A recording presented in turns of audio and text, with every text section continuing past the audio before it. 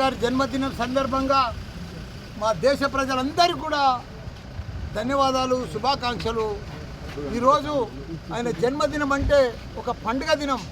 ఎందుకంటే భారతదేశంలో 28 రాష్ట్రాలు ఉంటే అందులో ఒక ఆదర్శ రాష్ట్రంగా తీర్చిదిద్దిండు మన కేసీఆర్ గారు.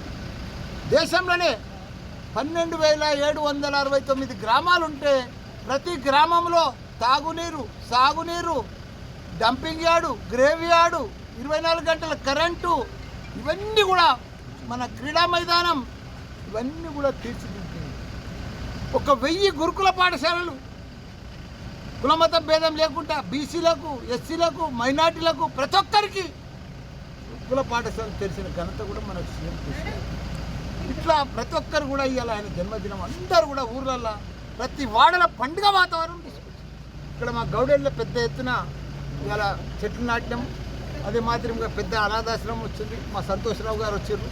ఆయన కూడా ఈరోజు కేసీఆర్ గారి పేరు మీద 2 లక్షల రూపాయలు దీనికి డొనేషన్ కూడా ఇస్తున్నాడు.